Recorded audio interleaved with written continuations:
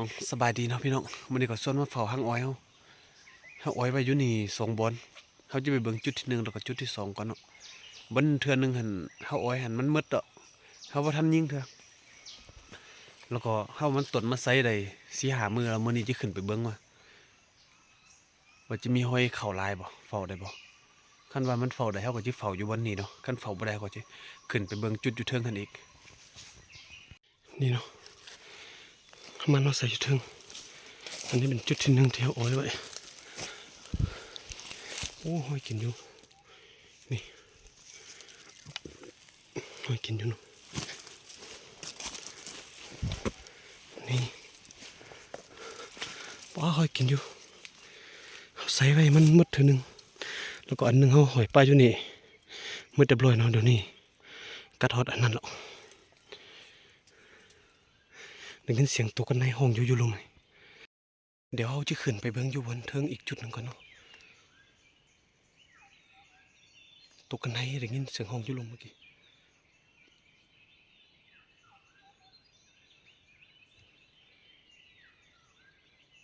เกือบหมดเนาะเดี๋ยวขึ้นไปเบิ่งอยู่เทิงเมืองก่อนเราค่อยเฮาค่อยมาคิดว่าเฮาสิเฝ้าบนใดเนาะเพราะว่ามันมี2บอนเดี๋ยวไปเบิ่งอยู่เทิงก่อนเนาะเสียงกันในอ๋อเกือบหมดใส่ไป2อัน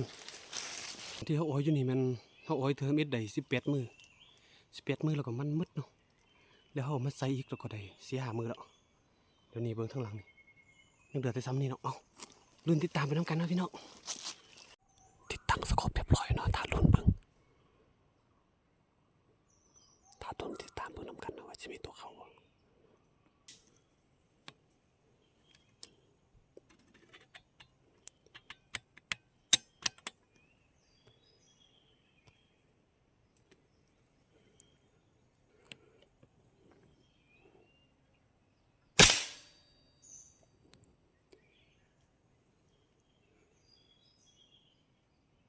เรียบร้อยตัวแรก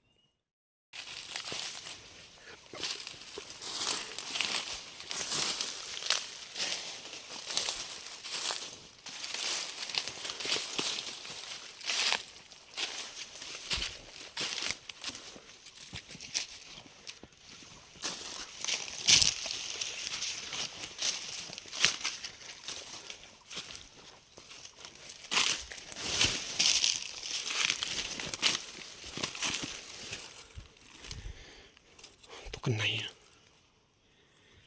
โอ้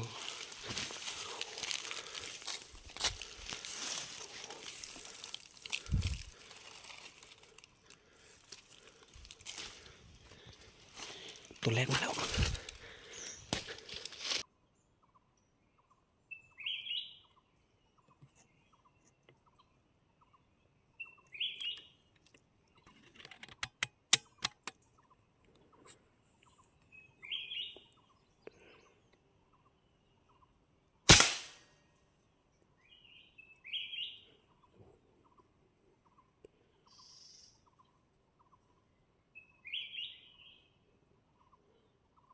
เรียบร้อยเตรียมที่2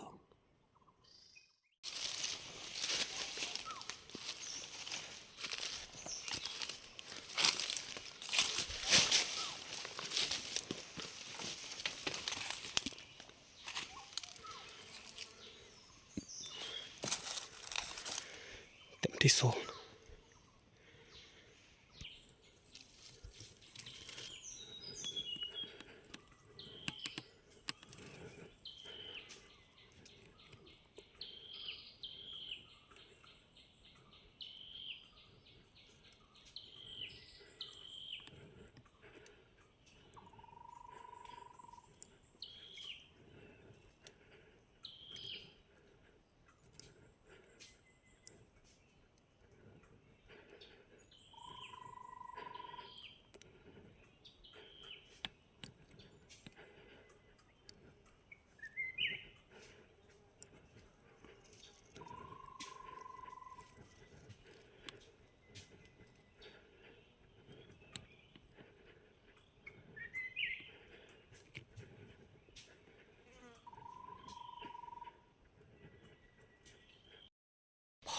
สียดายนะทุกคน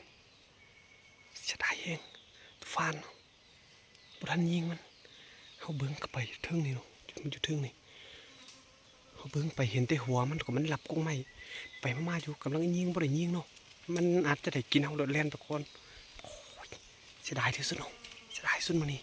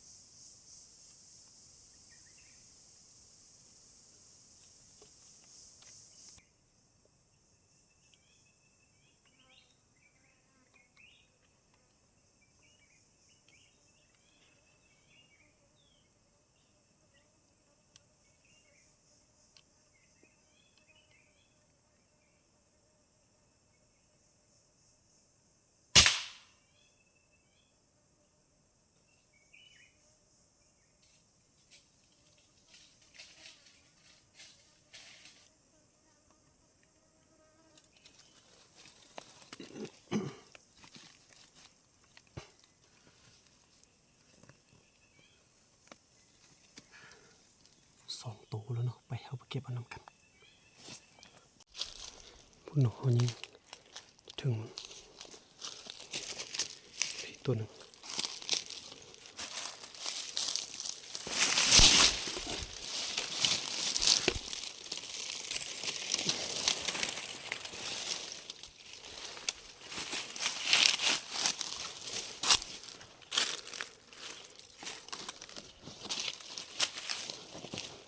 อีกตัวหนึ่งตกกับหูนี่เนาะนี่เขาหนีหูเว้ย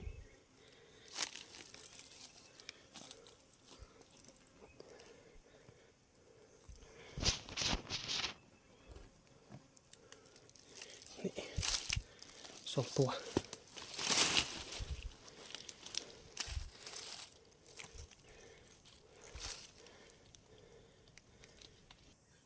สีเต็มแล้วนะวันนี้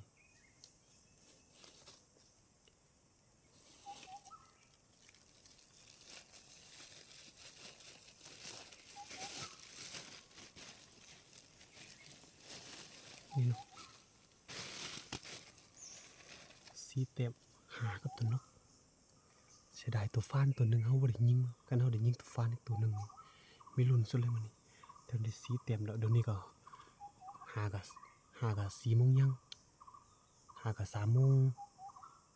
30 40นี่เนาะแต่ว่าเขาได้สีเต็มแล้วถ้าที่ตามเบิ่งน้ำกันจะมีเขาอีกบ่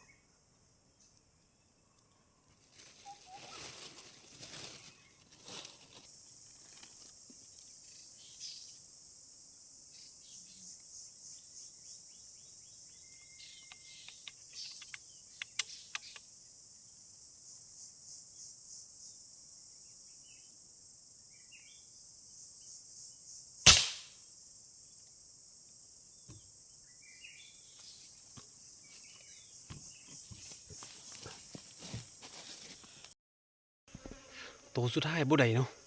เขายิงแล้วก็มันบ่ตายดีเนาะมันแล่นขึ้นไปเอาซอกน้ำบ่เห็นมาเบิ่งผลงานมื้อนี้ของเฮานำกันเนาะสำหรับผลงานมื้อนี้กันใน4 ตัวนกขวดตัวหนึ่งสีเตียบเนาะผลงานมื้อนี้ตัวสุดท้ายอันบ่ได้ยิงทั้งหมด5 ตัวตัวกันไหนแต่ว่าตัวหนึ่งอันบ่ได้เดี๋ยวนี้ก็5 โมงคันเฝ้าอีกก็อาจจะมาอีกแต่ว่าเอาสิกลับแล้วมื้อนี้